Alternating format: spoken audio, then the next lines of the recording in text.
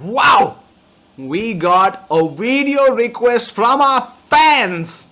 Thank you, one fan.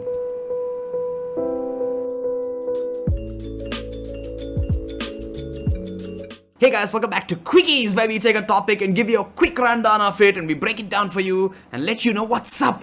Today, we're doing Symbolism in Naruto Part 2. Why Part 2, you might ask? It is because of popular request. Let's continue. So the Sword of Totsuka that Itachi uses to seal Orochimaru is not technically one sword but a noun used for a number of swords. This is the same sword that Susanoo gets when he slays the 8-headed serpent. Spoiler alert! This is also why Orochi from One Piece becomes a serpent when he transforms into his devil fruit form. Yo. One Piece and Naruto facts in one video? You're welcome, Mr. Fan. Now the shield that Itachi Susanoo uses is based on the Yata no Kagami.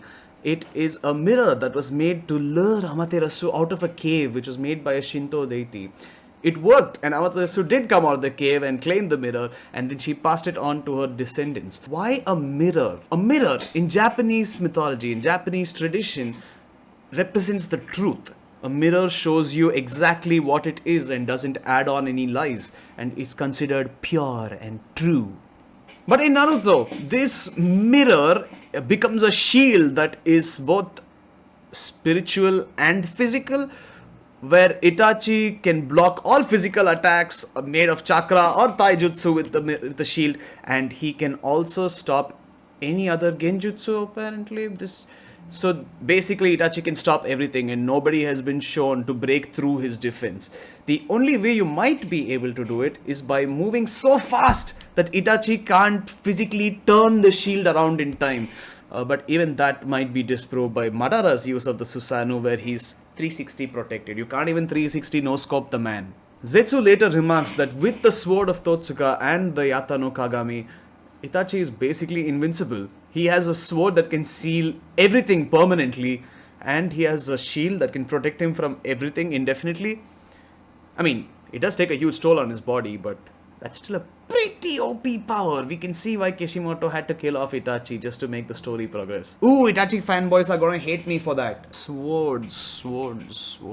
Oh yes! The Sword of Kusanagi. It is used by Orochimaru, where he even pierces Naruto in his four-tailed form and then is passed down to Sasuke. Well, Sasuke takes it and kind of kills Orochimaru. So it says, I guess, it's not theft if the owner is dead, is it? But it is the sword that cuts everything. It is the sword that cannot be cut. It is the sword that Sasuke does a lot of messed up stuff with. And that sword is actually based on Japanese mythology as well. It is another sword taken by Susanoo from Orochi. We have lost track of how many different swords he takes at this point. It's technically one sword, but it's many swords. I don't understand it fully, but it is given to Amaterasu, and Amaterasu passes it on to Ninigi, who descends down to Japan to rule Japan, and his descendants kind of become the rulers of Japan, the original rulers, and start the Imperial Family, which are supposed to have a direct relationship with the gods, and Ninigi is supposed to be Amaterasu's grandson, which explains the direct relationship part of the whole equation. Now let's move on to the Bijou.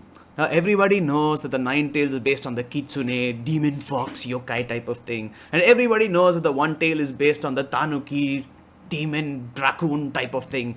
But that's also Chopper, by the way. A lot of people in One Piece call Chopper Tanuki and then want to eat him. But do you know about the Four Tails, Son Goku? This is a name that you must see in every anime or every manga.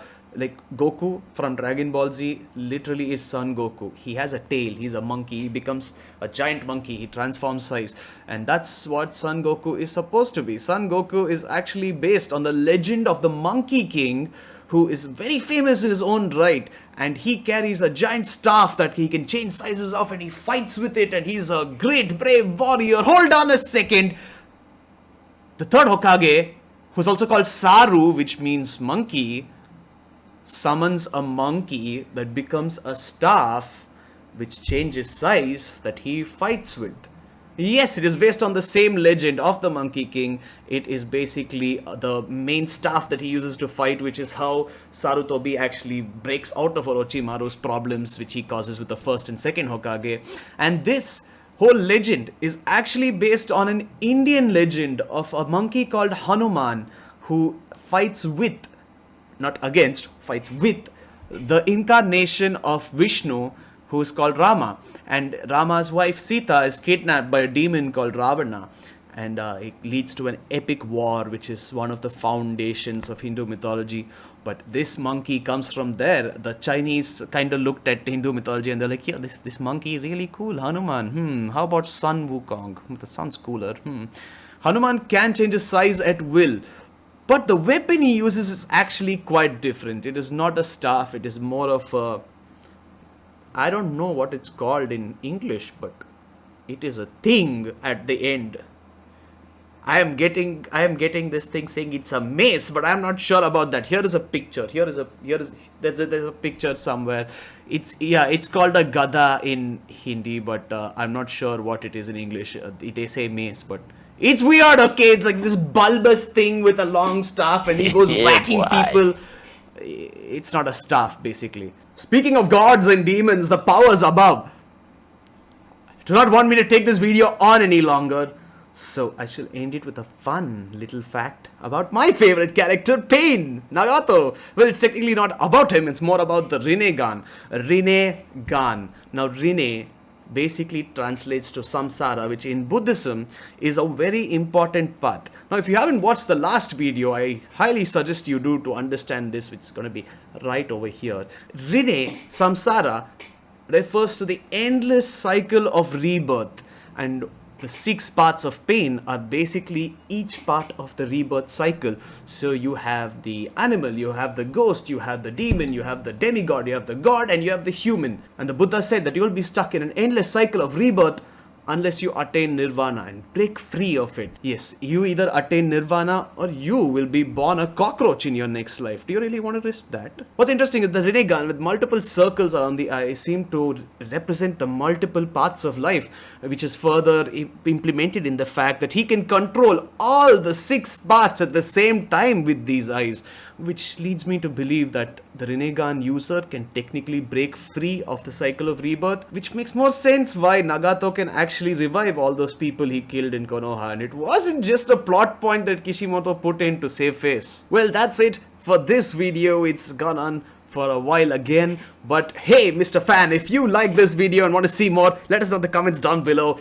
Your comment helped me fight a case for another video like this. We can do more series as well, like One Piece, which is also full of references and mythologies. So let us know what you'd like to see. That's it for this episode. Like, share, follow, and we shall be back for more neat little tidbits next week.